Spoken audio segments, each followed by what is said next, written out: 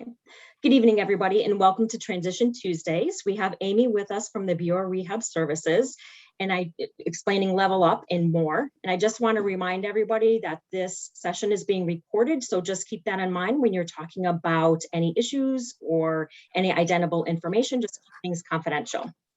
Okay. And we also will be captioning this in Spanish, and we will go over the instructions on how to get the captions in Spanish. And there is a link in the chat to go to the Spanish captioning. So Vanessa, if you want to explain the Spanish captioning, that would be helpful.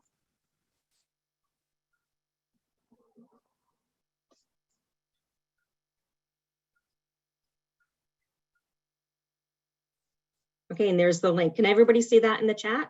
I just get a couple of head nods. Buenas noches, yo coloqué un link en lo chat. Se precisa las traducciones en español, por favor, clique en el link y automáticamente levará-te a una página donde se habla CPAC.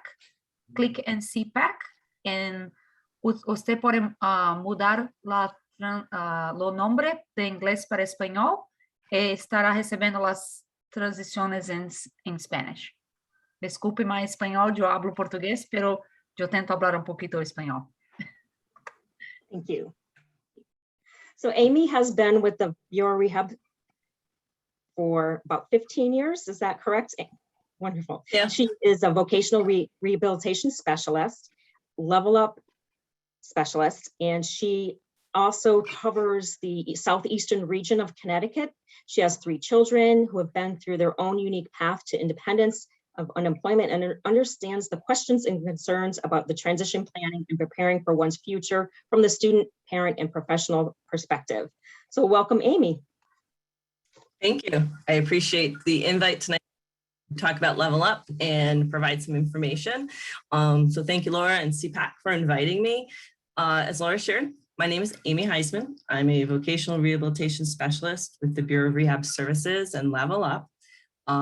Tonight we'll be going through the Level Up program specifically. There may be questions about our adult vocational services as well, so I can certainly address those as they come up, or if people have some linkage, we'll be going through that.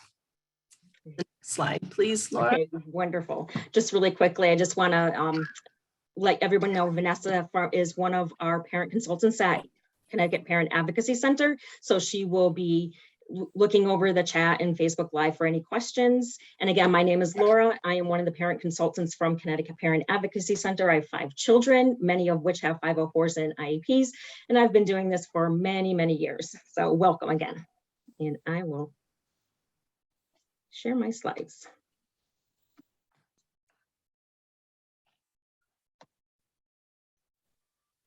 Okay, can everyone see the screen? Excellent. Okay. Thank you. Okay. Whoops. So, and if there are questions as we go along, please, I will give opportunities like after a few slides to ask questions. But certainly I want this to be a conversation, so to feel comfortable with questions as we go along if you think of something. I will provide opportunities for questions. So to understand Level Up, I want to provide you a background on the Department of Aging and Disability Services as a whole, and the Bureau of Rehab is an agency within that department. Aging and Disability Services, previously known as DOORS, several years ago, changed the name to Aging and Disability Services. So you may know of DOORS, you may have heard of BRS. It is all the same thing. Aging and Disability Services, integrated aging and disability services responsive to the needs of Connecticut citizens. So we provide leadership on aging and disability issues statewide. We provide coordinated aging and disability programs and services in the areas of employment, education, independent living, accessibility, advocacy, provide advocates for the rights of Connecticut residents with disabilities and older adults. And we serve as a resource of aging and disability at the state level. So that's the mission of aging and disability services is we maximize opportunities for the independence and well-being of people with disabilities and older adults in Connecticut. The Bureau of Rehab Services is an agency within that. Many people are familiar with us as far as our providing adult vocational rehabilitation services. And then we also provide the level up services. So within ADS, we have Bureau of Educational Services for the Blind, Bureau of Rehab Services, Disability Determination Services, Bureau of Organizational Support, as well as a number of other agencies that serve aging and disabilities. Next slide, please, Laura. So in 2014, the Workforce Innovation Opportunity Act was passed. This replaced the previous Workforce Investment Act of 1998 as the primary federal workforce development legislation. It was designed to increase the coordination among federal workforce development programs. So the Workforce Innovation Opportunity Act, WIOA, helps job seekers access employment, education, training, and support services to help them succeed in the labor market. Part of this legislation brought together state vocational rehab agencies. All states have VR agencies, and the focus is on youth with significant barriers and those with significant barriers to employment. So that's your youth with disabilities. As a state vocational agency, BRS was tasked to better serve youth with disabilities. We developed Level Up. Serve are those students who are potentially eligible for vocational services, students aged 16 to 22, they have an IEP or 504 plan. We provide pre-employment transition services, which then can help a student lead on to vocational rehabilitation general services as an adult, or then also subsequent linkage to our American Job Centers. Doing this to help students and support them with career advancement, improve student outcomes, and it aligns with the Connecticut workforce system. So that's kind of the overview of why Level Up was developed 5-6 years ago as it was. Next slide, please.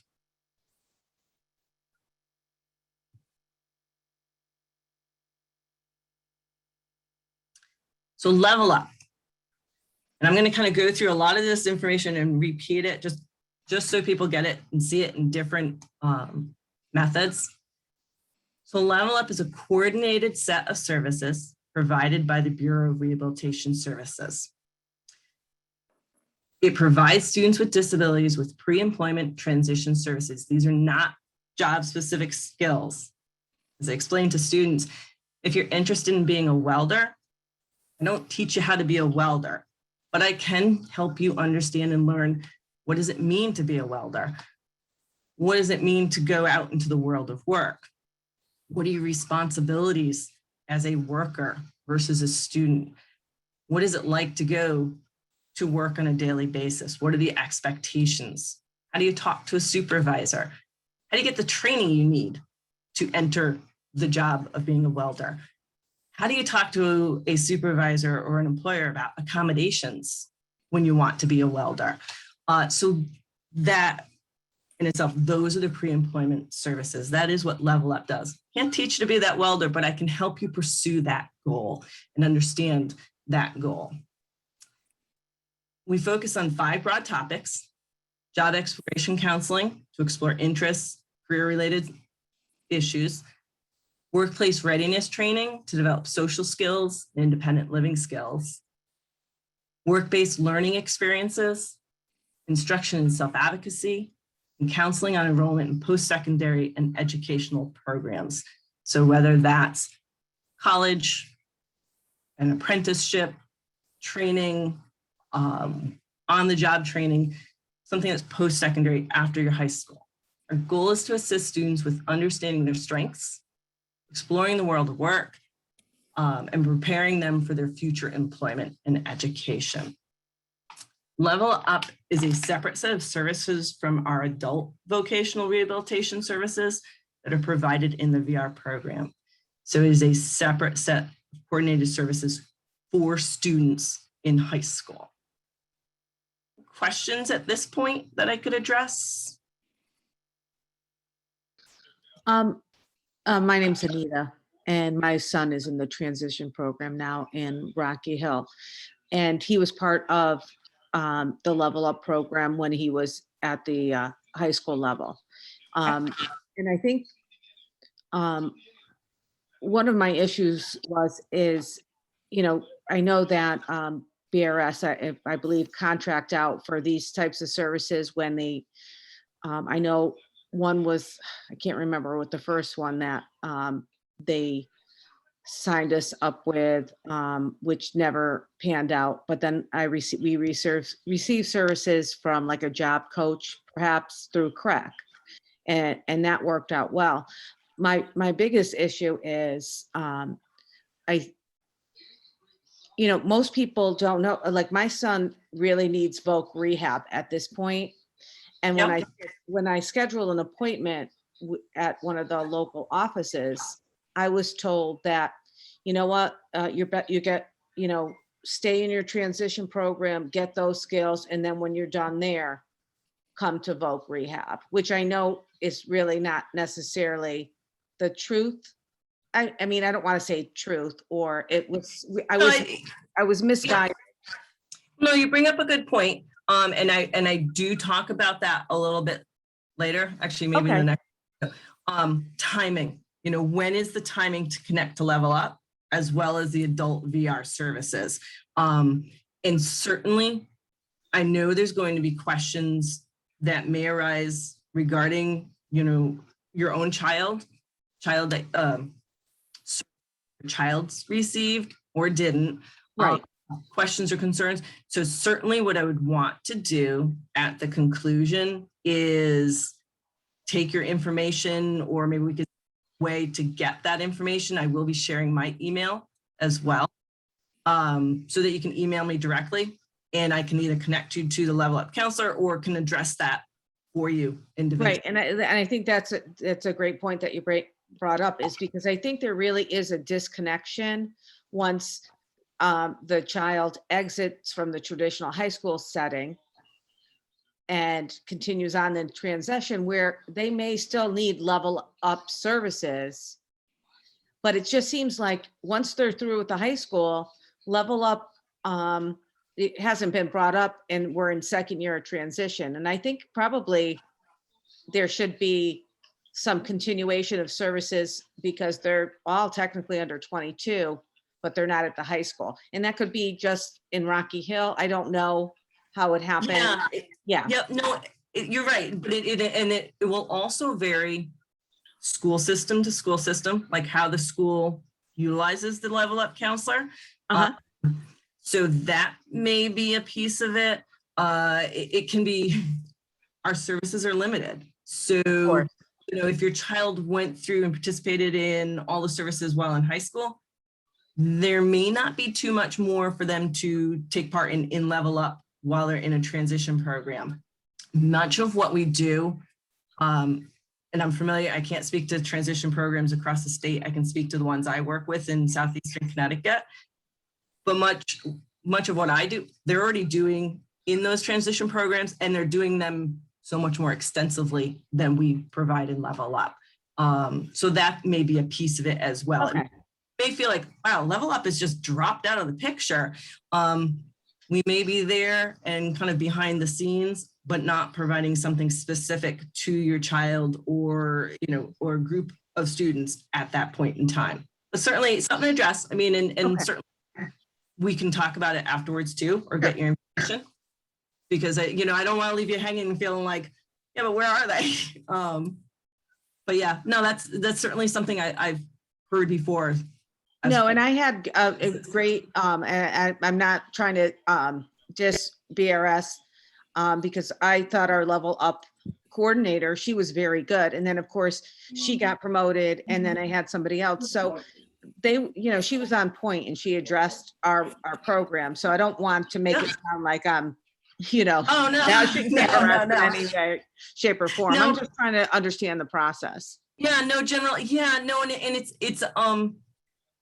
it's difficult to say too, because as counselors, obviously we all work for the same agency, we all provide the same services, but we may be working with our school system slightly different Of course. and what that school system wants and needs from us. So even what I do in Southeastern Connecticut, what I do with the Norwich Free Academy may be completely different from what I do with Stonington High School, because it's based on what the school system, how much they want to participate or how they refer students to. So there is a factor of that involved. Sure. Okay. Thank you. Yep. No, I appreciate the question. I'll have you go to the next slide, Laura.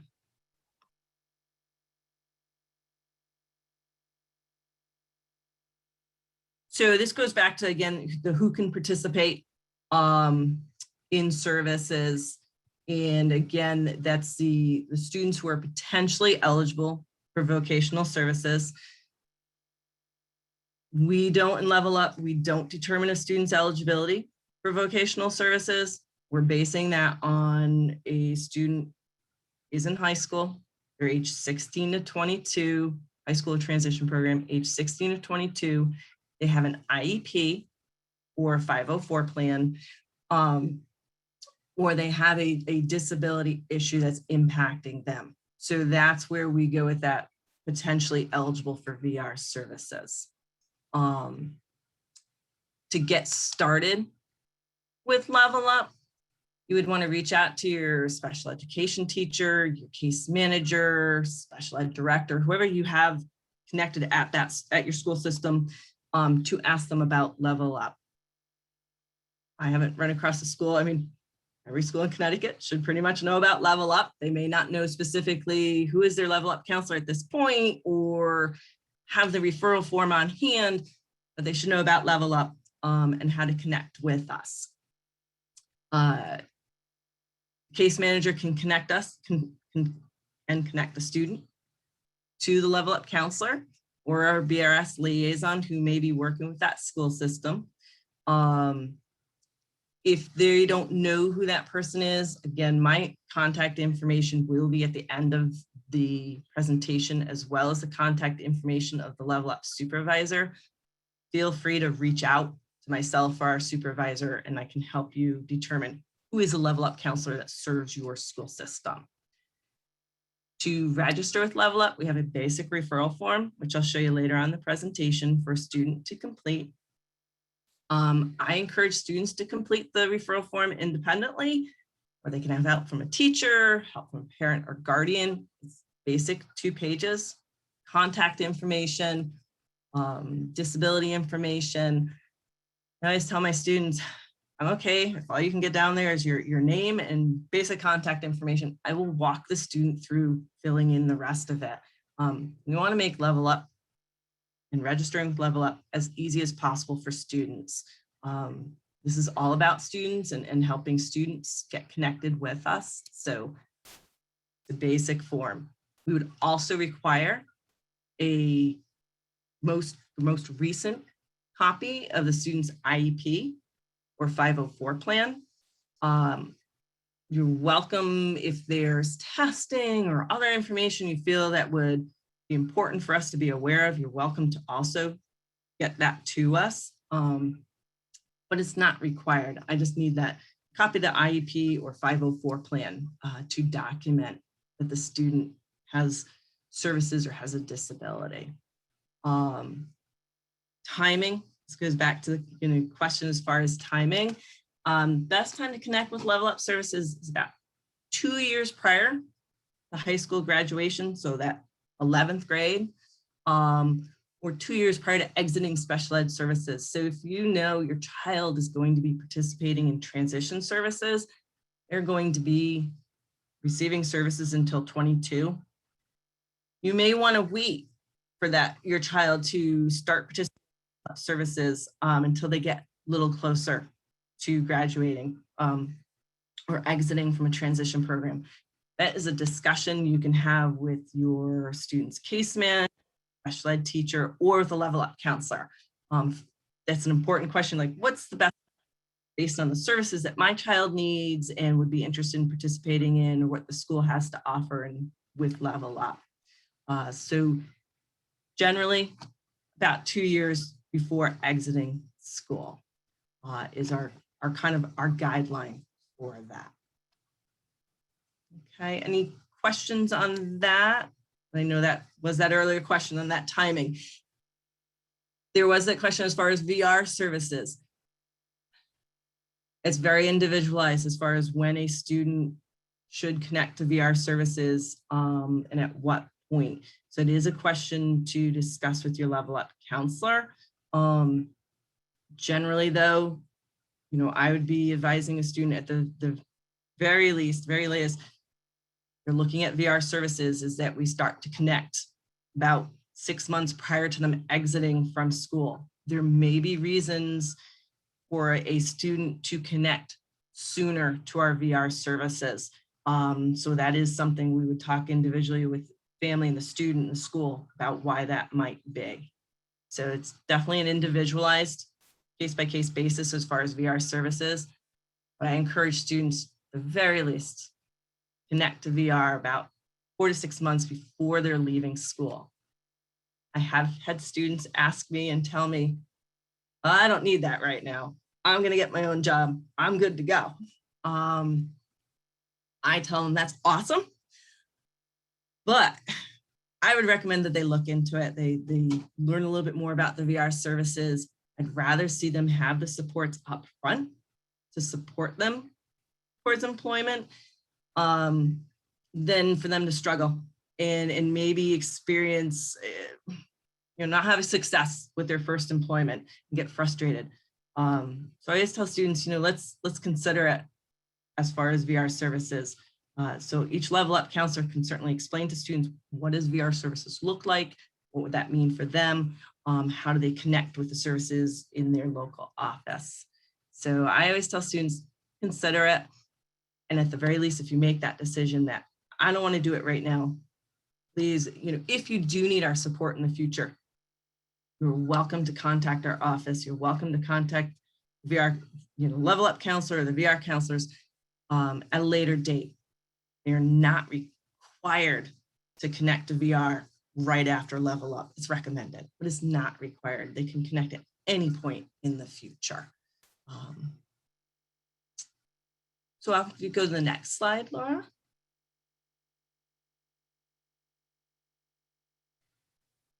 Just a few important things to know. These are questions that generally come up. You cannot provide transportation. Back when we first started, that was something we thought we could provide, but we were informed by the federal government that we could not. That is not part of what Level Up services or pre-employment transition services can include. So we do work with students and families to look at what are your transportation options? What can the family provide? What is the student capable of doing? I talk to all my students, what is your plan to be a driver? Do you have a plan? Is that a reasonable plan, step for you to be a driver? What are you doing to prepare yourself to be a driver? If it's not for you to be a driver, what are you going to do in the future? One of the things I see for students, they're very used to the bus, the van, provide transportation. That's not going to be there. And it comes up fast, all of a sudden school's over, your child's graduated, and they need a way to get to work. So it really has to be part of the plan. What is transportation going to be what is it going to look like? Many of the transition programs that I work with, I know also focus on public transportation skills. We have some of that in Southeastern Connecticut. It's not great, but I know it's better than other parts of the state that have, are just too rural for public transportation, or it's just so limited. So it's a conversation when we talk about it now in regard to, say, a summer work experience. Well, it's something to face, you're going to have to face and kind of have a plan for down the road too. What is transportation going to be for work? Does it mean learning how to use Uber? Does it mean, hiring someone, what does that look like? So transportation's a big piece. Sadly, Level Up can't provide it directly. Ancillary services, there may be other ancillary services available to a student. May need them, talk to your Level Up counselor. We may be able to provide personal care assistance for a student who's participating in a work. We have interpreter assistance as far as American Sign Language. So those are some ancillary services. Certainly, I want every student to experience success when they participate with Level Up. So if there's something we haven't thought of, ask, and we can certainly see if it's something that we can provide, or if there's a community resource or another way that support or service can be provided. So certainly always ask. Any questions on that piece of it? No, okay. Well, I'll have you go on to the next slide. So you heard me mention services. So when we started Level Up, we started with like a course that we had those 5 core areas that we talked about, and we developed services around those 5 core topics. These are services that can be provided either directly by the Level Up counselor to the student individually or in small groups in the school system, or as I mentioned earlier, we contract out our services to community rehab providers. Those throughout Connecticut, we have CRPs, community rehab providers, that we team with that provide these specific services for our students. So a student registers with Level Up. I then work with that student to coordinate and refer them and connect them to one of our providers. Steps in, maybe provides this workshop to a group of students in school. That student continues as my Level Up student, continues to work with me as a counselor. They may work with one specific community rehab provider that's connected to that school system, or they may work with several depending on the workshops and services. So some of our workshops, we have information on assistive technology for students, career and job exploration activities, counseling for post-secondary education, informational interviews, so helping the student connect to someone in the community in a field of interest so they can actually, in a supported way, learn more about a particular field. Job shadow, to actually go out and job shadow in a particular field. I'll have you go to the next slide, Laura. Peer mentoring is another service that we can provide. Self-advocacy, so learning how to advocate, learning what that means. Work-based experience, which I'll get into a little bit more detail in a later slide. And then workplace readiness training, which incorporates a lot of different things, also including interview skills, mock interviews. Those are just some of the things that we have done. Also in Southeastern Connecticut, one of the things that we've been able to do is we had set up with Mohegan Sun Casino to do a disability mentoring day, where we had various groups of students from various schools around Southeastern and Eastern Connecticut come to Mohegan Sun.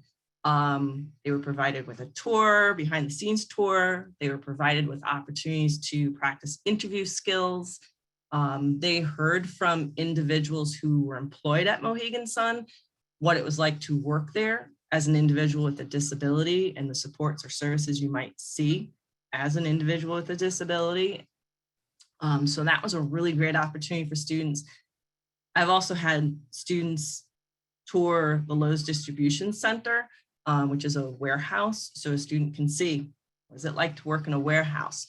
So these are some specific services I have in our area. I know my fellow Level Up counselors have similar opportunities or different things that they may do in their region because it's the employers and opportunities in their region. So if there's something you feel like, wow, this is an employer in our area, it's a big employer, is there a connection there? Talk to a level up counselor. Or if you yourself as a parent has a resource or employer, share that, because that may help serve students better too, as far as more employers that we would know. Okay, any questions related to specific services? And I know, I think, Kelly, you did ask who provides the services at the high school level. That isn't a later slide, but again, it could be myself, level up counselors. It could be our community rehab providers that do that. And we have also just this summer for our work experiences teamed with our workforce boards to provide some work experiences. So we are the main link. We may refer out to other resources to connect your student with that as well. Okay. So I hope that answered your question, Kelly. If not, certainly feel free to ask that again, or if I didn't answer it. Okay, awesome. I'll have you go on to the next slide, please, Laura. Work-based experiences. So this is probably one of the experiences that if a student participates in Level Up, this is a lot of times what they're looking for, is connection to a work-based learning experience.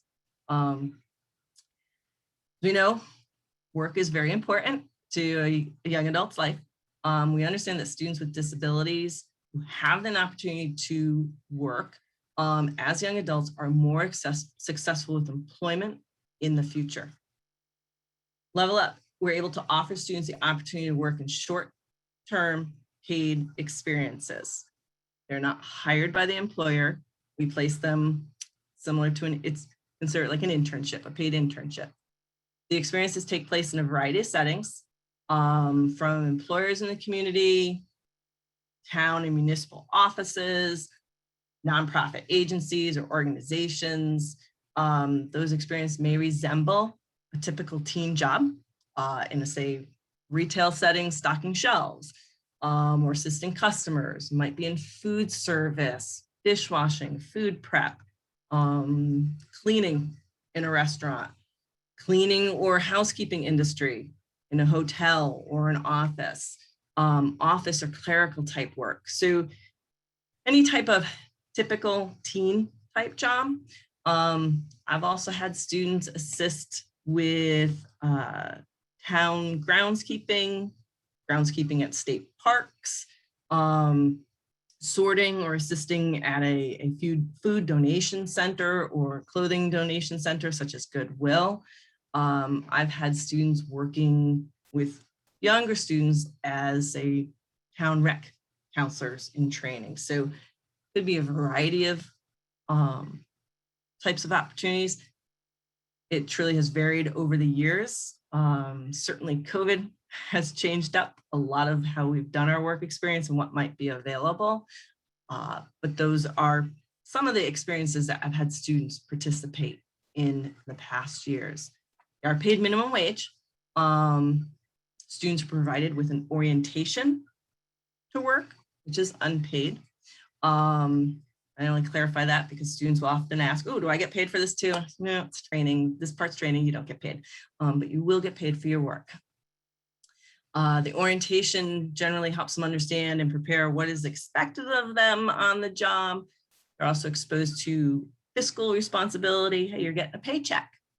What are you going to do with this paycheck? They also may be provided more specific information about their work site. In the past, I have had students actually go to the work site and see it prior to starting. Once on the site, a student may receive on-site supports. We don't provide job coaching, but we do and can provide on-site supports. It's minimal. The goal is for students to work as independently as possible. We have options for both summer and school year work-based experiences. We provide one experience. A student can participate in one experience, generally saying between your junior and senior year during the summer. There may be cases where that student is unable to participate in the summer, so we do a school year work experience. So it really varies, students' availability, something to talk to a level up counselor about. When's the best time to do this? This past summer, we were able to offer students up to 80 hours of paid employment. They're not guaranteed a set of hours. We look to get up to a certain number of hours. It depends on the employer, students' availability, and whatnot.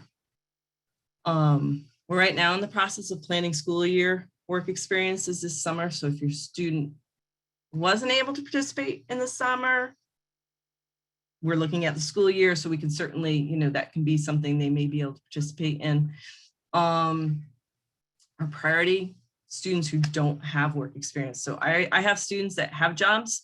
They would not be an appropriate referral for as far as the work-based experience. They have employment. These are really set up for students who don't have that experience, haven't been exposed to work.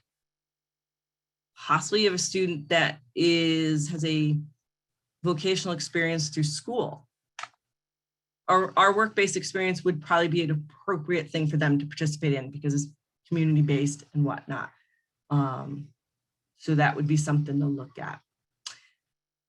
I do stress, because they're working, going to go to work, they do need required documentation to do tax forms and tax paperwork. So they need a P, social security card, birth certificate, all things that you'd want to have available to your student.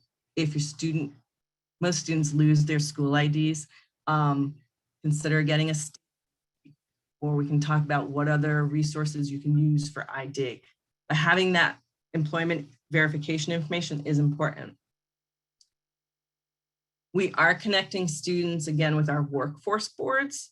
This is a pilot program that we'll be working on.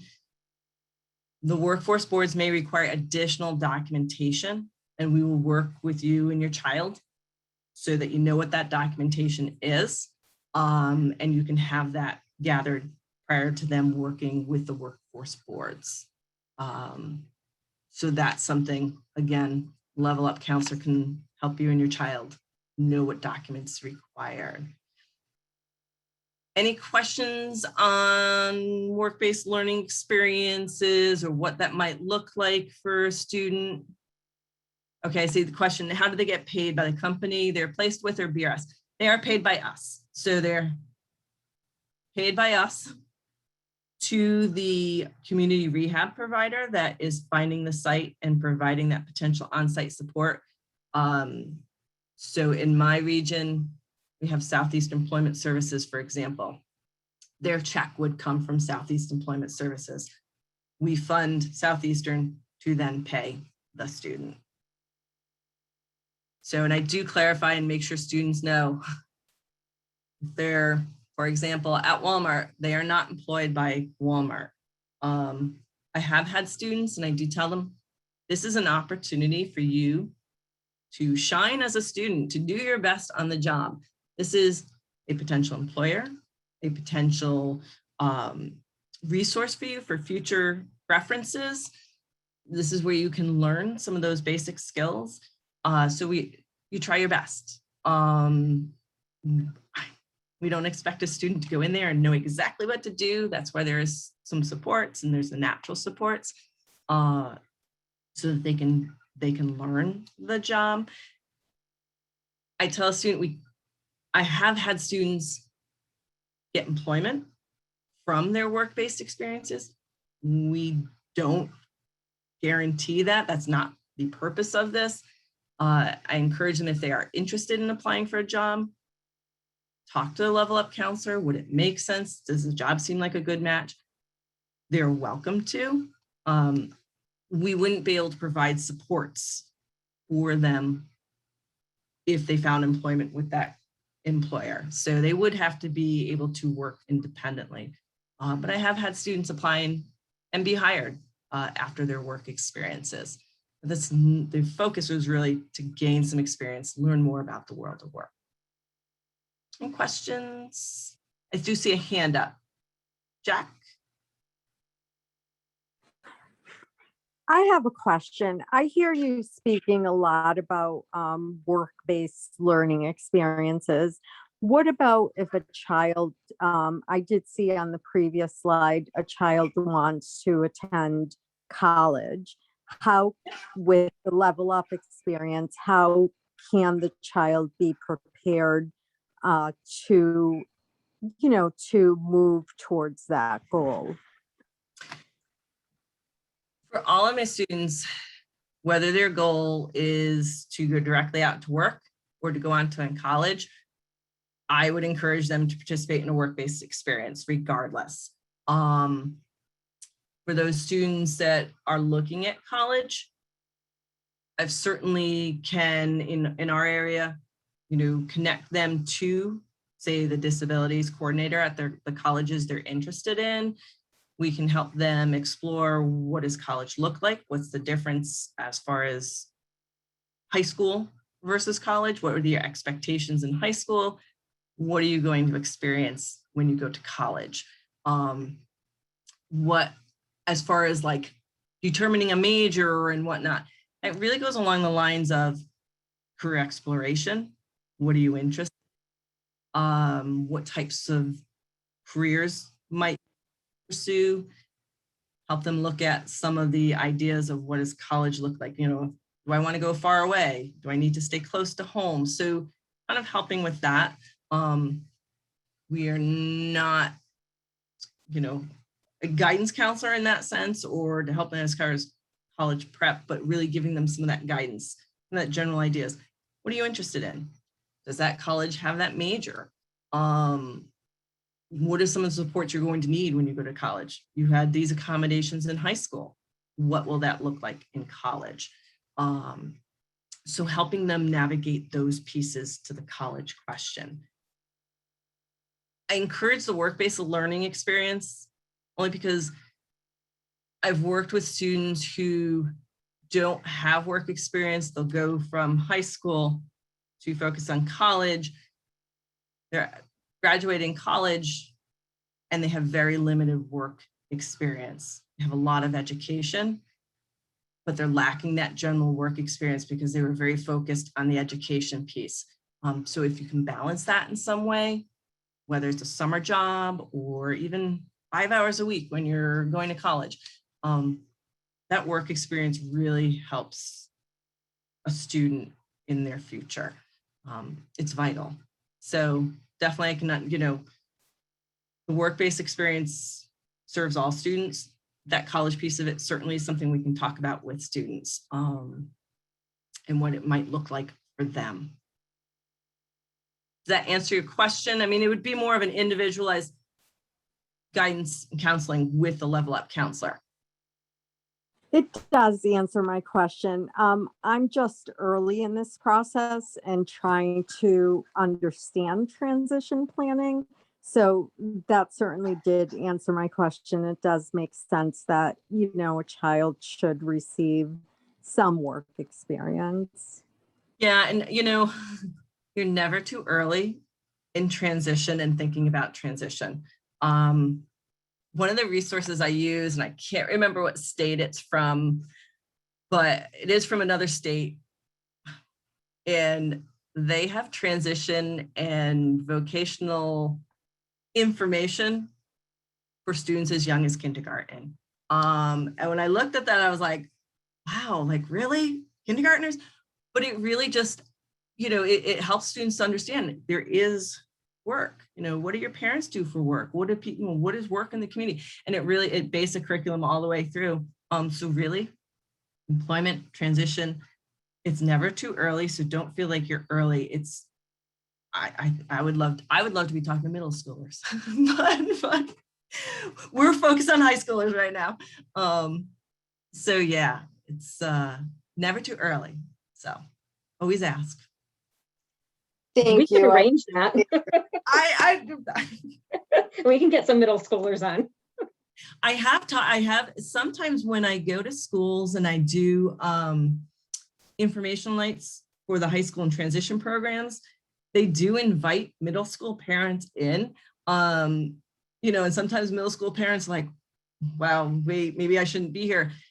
But it does get them thinking, and it does get students thinking about what, particularly now because students are looking at too, 8th grade, they need to make a decision. Do I want to go to a tech school or another magnet school, or what do I want to pursue for my high school education? So that's something, we can talk to middle schoolers. So I would. We could certainly, if there's questions. Vanessa, there was a question on. Yes, we have a couple of questions on Facebook. Yes. The first one is, are level up counselors available to all students on IEP? And what are the qualifications to participate in the program? Did I need to be writing in the IEP? Does need to be writing in the IEP? The person was just late, so she said sorry. Oh yeah, no, that's okay. So we can provide services to students who have an IEP. Keep in mind, it's going to depend on the student's needs, the student's interests, their student's ability to participate in these activities as well. So I have worked with students who are going to be connected with the Department of Developmental Services, or may not be looking necessarily at competitive employment, but I've certainly talked with them and their classmates and their peers about work and what does work look like, and exploring interests, talking about skills. So, pre-employment transition services can include all students. It's a matter of getting the student connected. So certainly if your student has an IEP and you want to learn more about the Level Up services, talk to their special ed teacher, their case manager, see if Level Up would be appropriate for your child. It does not have to necessarily be written into their IEP. But I do know schools that will include, referral to Level Up services as part of their IEP notes. They will take information that we might gather with the student, like an interest inventory or feedback from their work experience, and use that to inform the IEP. So there is a direct link as far as IEP. We can attend PPT meetings for students who are connected with a Level Up program. Not all PPT meetings. If that was the case, we'd be going to PPT meetings all the time. So we really try and focus on those PPT meetings, maybe as the student's getting prepared to exit, or if there's particular questions, or I may just inform the student's case manager, hey, here's what we've done recently. So that could be shared at a PPT meeting. So talk to us, talk to the Level Up counselor, talk to the student's case manager as far as the inviting a Level Up counselor to a PPT meeting as well. Okay, the next one is, do students make the same wages as those without supports? Students that participate in our work-based learning experience all earn minimum wage. So whether that needs support, on-site supports, or they're working independently, they will all earn minimum wage. They're working, they're expected to treat it as work, given a schedule that they need to follow, a supervisor they need to go to, and tasks they need to complete. So they are paid minimum wage through the program. Yep. And the next one is, how does the team with special needs on SSI work without everything being taken away? Will they say because they work, they won't need SSI? And if it's Level Up, like ORS service in Rhode Island? So as far as the SSI benefits, I recommend any parent, student, if a student has SSI benefits, save all their pay stubs, track all that information. I have written letters for parents because they are a student worker. This is not permanent employment. It's a vocational experience. So I can certainly write a letter that says this student is participating in a vocational experience, work-based experience through BRS. They are not employed. It's an internship short term. So, but they do, I suggest parents get that information, talk directly to Social Security Administration too, as far as if they have questions on that, and to confirm with their particular child's situation, what they would need to provide to Social Security Administration to document the earnings. I don't know if you want to keep going. I have one more. No, go ahead. If you have one more, go for it. Okay. Is level up for a specific population or diagnosis or disorder? And are all levels of functioning appropriated for your assistance, low to high level of functioning? So Level Up can work with students with all disabilities. Through BRS, we work with students, all disabilities, except students who are blind or have a visual impairment. Those students would receive Level Up services through the Bureau of Educational Services for the blind. We do coordinate with them.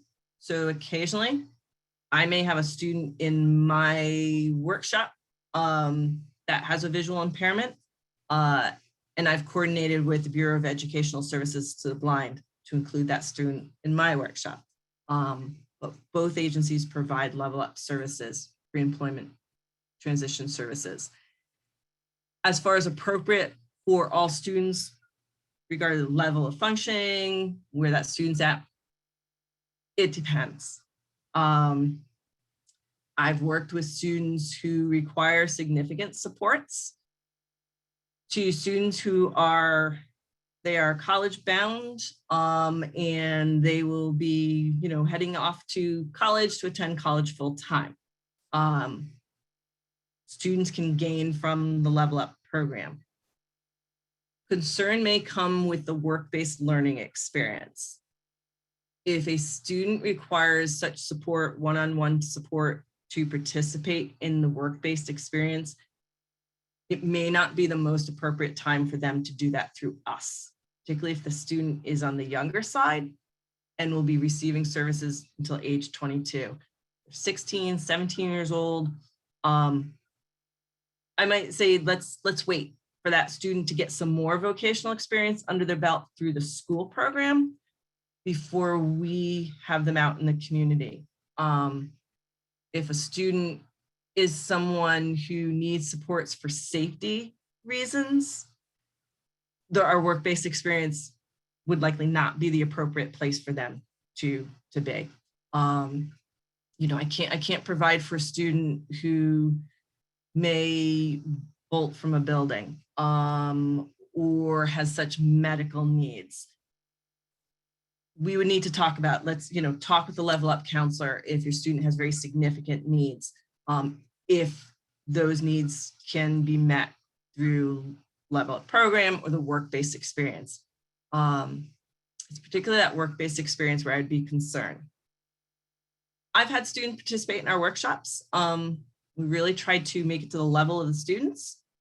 So we may have a group of students that I'm meeting with, they use resource room supports. So what their needs are and what their interests may be completely different than another group of student who needs more significant supports. So we can design the workshops to best support the students. If a student doesn't particularly fit into a workshop that we might be having in a school or with the schools are, we can work one-on-one with a student as well. So we can really meet the student where they're at. I hope that answered the question. I do see a question came in. Can your adult child utilize services through BRS in conjunction with Services Dds? I'm not sure when you say adult child, what you mean as far as the age. If you're saying a student in transition services who would be going on to DDS, certainly. Yeah, so we can work with a student who has or will have DDS services while they're in a transition program. Many of my students are part of the DDS system, will be part of DDS. So they do take part in our workshops, in our work-based experiences. So yeah, they can participate in the Level Up services. And in particular for those students, we would be talking as they get closer to exiting special education. Would they want to pursue our adult vocational services or not? And would services be a purpose? So that's a piece that you'll hear come up as your student who has DDS services gets ready to exit from the school system. As far as a program not being available to a blind student, it is, but through the Bureau of Educational Services for Blind. And Bureau of Education Services for the Blind, they actually have additional programs or services that they might be able to offer that student. If you're not sure, if your student qualifies for BSB or is involved in BSB, talk to me and I can communicate with BSB and we can determine if your child is connected with BSB or not, because I have run across students who had BSB services as young children, but maybe nothing since they were little. So they're just not sure, am I still a BSB student or not? So I can certainly help anyone who needs to answer that question. I have one more, Amy. Okay. Actually, two. One is like about the pay wage. If the students get with the disability, they got to pay the same as their non-disabled peers doing the same job. Minimum wage. So they will get paid minimum wage. If there is a student, if I've placed a student at CVS, and there is another student employed by CVS, CVS may be paying their employee more, but we pay our students minimum wage. So I have no control over what CVS may pay their employees, but we pay our students minimum wage.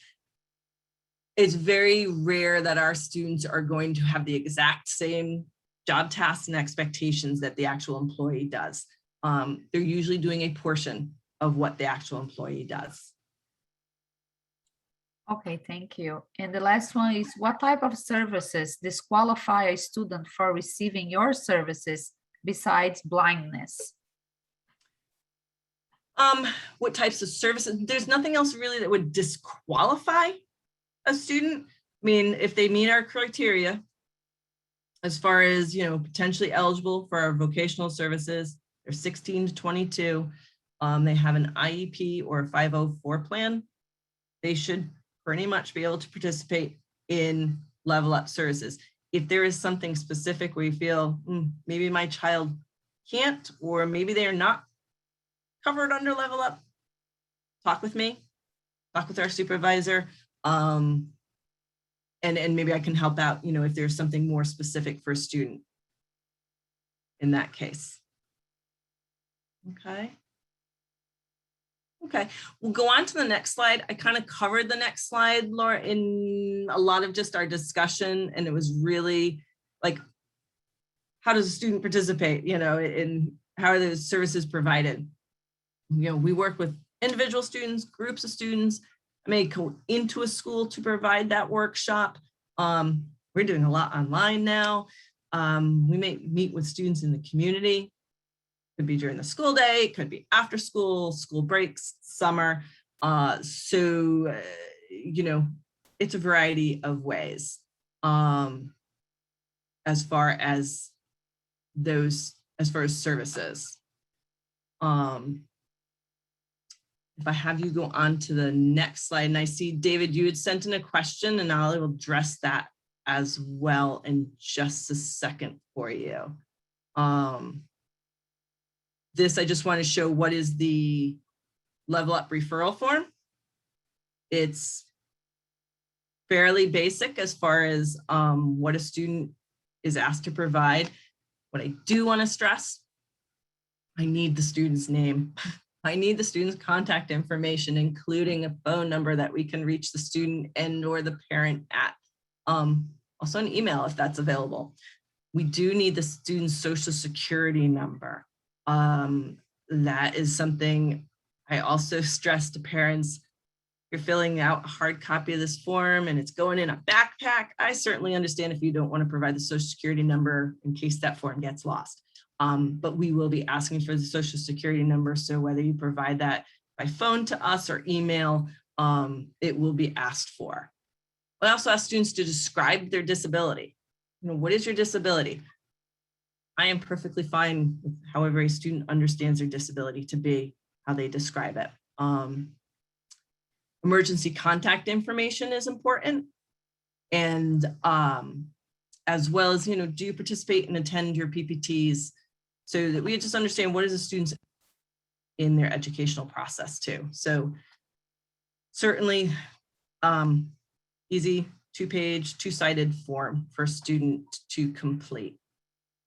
Just to address David's question, your daughter has work experience volunteering at a local camp for autistic children as a counselor assistant. Work was one-on-one to help with campers, worked well for her and a friend who are also on the spectrum.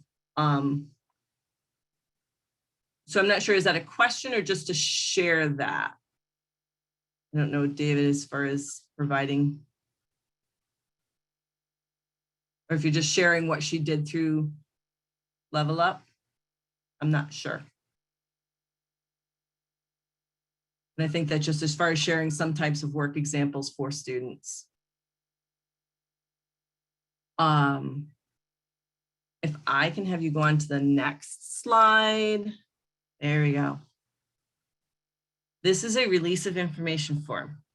So in addition to that referral form and the IEP or 504 plan from the school, we have a release of information forms that are required. This would provide written permission for me to speak with a variety of individuals. We do require a release form for me or our Level Up counselors to communicate with the school system. A release form for us to communicate with our community rehab providers.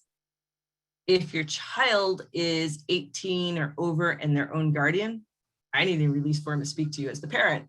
And these forms would be signed by the child if they're 18 or over and their own guardian. If your child's over 18 and you continue to be their guardian, conservator, you would sign these forms for them.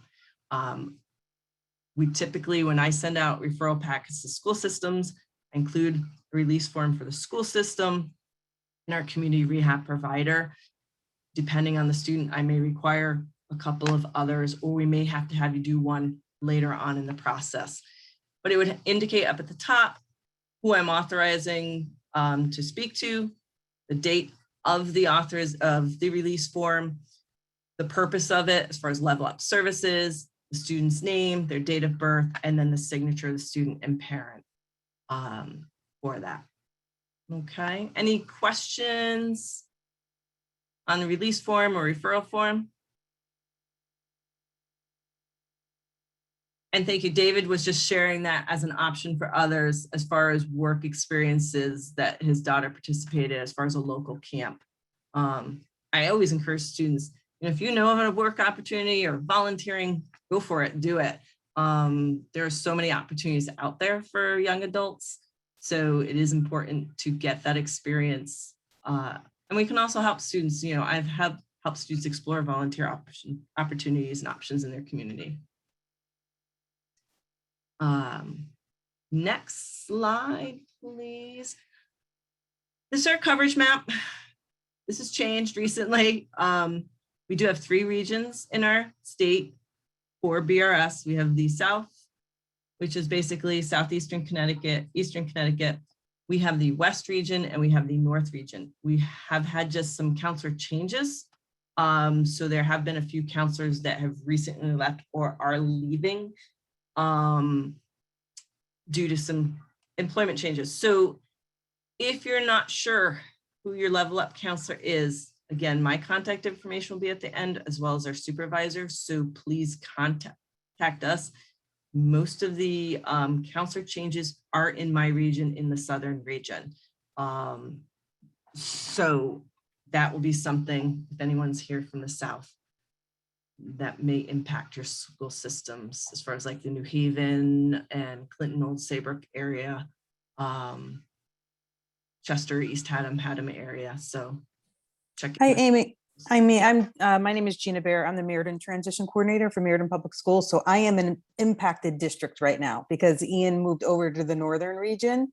But then I Yeah. spoke to Mark this morning. No, not Mark, Eric Richardson. Yeah. And I guess he's going somewhere else. So do we know when that's going to be filled? Is it going to take a while, or are they anticipating, like, because I don't want to, I want to bring all this into my district and share it. You want to get going. Yep. Right, which is another question for you. Like, would it be okay for me to share this presentation that you're sharing with me to like our school counselors? And is that okay? Yes, that's Perfect. fine with me. Yep. Please share it. But I don't want to start if I don't have somebody to follow through. Right. And I don't have an answer for you on as far as time. I think we're going to be working on what that case coverage looks like right now for students who are currently registered with Level Up, probably on a school by school basis. As you know, if you don't have students right now in Level Up. So my recommendation would be to contact our supervisor, Ruth Cavallo, and touch base with her. Perfect. Because I know Eric is leaving very soon. September 23rd. Yeah, I was gonna say. Yeah. So I So will touch. Yep. Sorry. I'm just going to say, I will put the presentation in the chat once we kind of finish the presentation. Perfect. Thank you. And we're just about done with it anyways. We're getting right to the end of it. So definitely, Gina, contact Ruth as far as how best to. It's Perfect. Thank you. You're welcome. And from a personal perspective, my son received services. Mark Ward is his counselor, and we've had a fantastic experience as far as what you guys provide. So I just want to be able to share this knowledge with all the students that I now service as well. So it's very exciting to have these services available for students with IEPs and 504. So I'm just eager to get started. Yeah, no, I appreciate that, and that is the piece of it. We supplement what the schools are already doing. I do have schools that say to me, well, we're doing all this. Why do I need Level Up? Well, at least for us and for me, it's a way to get to meet these students, get to know them, so I can help them navigate. Are they going to need adult services? Or there may be something I can offer that the school's not aware of, or at the very least, we're a resource for the school system, for the students. So it is, heck, I even had one teacher I helped with students final exams because their final exam was an interview. Provided the interview as well as brought in some community partners to help interview the students and provide an interview experience for them. And that was part of their final exam. I felt a lot of pressure with that one. Yeah.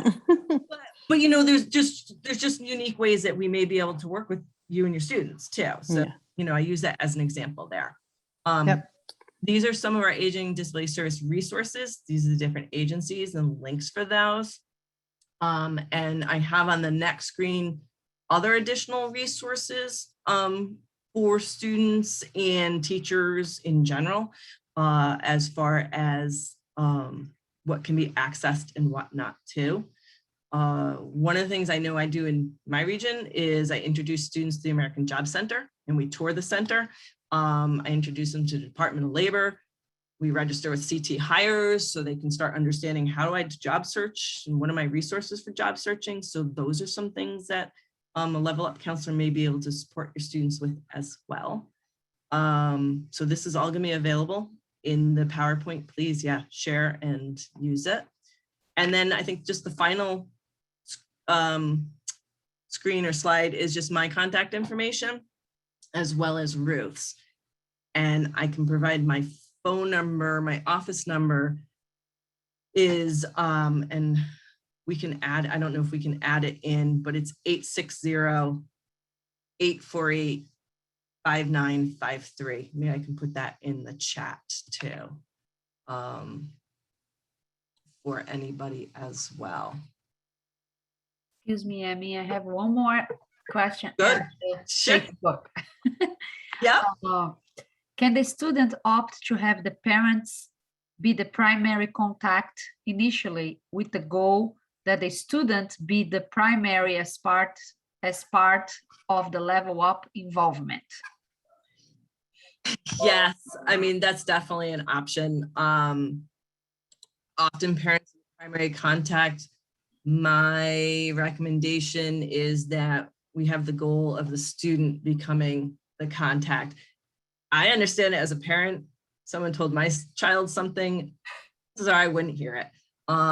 So I understand being that need to be that primary contact. But I also want the student to learn how to make a phone call, how to schedule an appointment, how to do those things, because that's part of work and life as well. And I tell students, you know, I'm the safe person to call if you're like, all you know is to say your name. I'll walk you through the rest of the conversation that we need to have, so that they can start to get comfortable with that, particularly because these are students who are very used to texting, you know, social media applications. Using a phone is not comfortable. So, and it's still part of our world to actually have to pick up a phone and talk to people. So this is something that I do encourage them. And I do share with them, you know, I do have a work cell phone. So certainly if text is a more comfortable way for them to communicate, I can do that as well. But yeah, parent can be the primary contact as long as we know that at some point that student is going to need to be involved as much as they can be involved with that too. Okay, were there any other questions, Vanessa, that you came across as far as Facebook? No, not right now. Okay. Any other questions that I can address or answer for the group? I know that I'm just working with parents. A few of the questions is, how do I link to adult services? When should I do it? And what's the criteria? So as far as the adult services, again, that timing is going to be dependent on the student need. Generally, I recommend at the very latest 4 to 6 months prior to exiting school, whether that's graduating their senior year or exiting, you know, at 22. So what that process is to let your level up counselor know, I am interested in vocational services. Many students aren't aware of it. We do educate students about vocational rehab services. What are those services? In my region, and each region may have a different process. That's why I say talk to your level up counselor.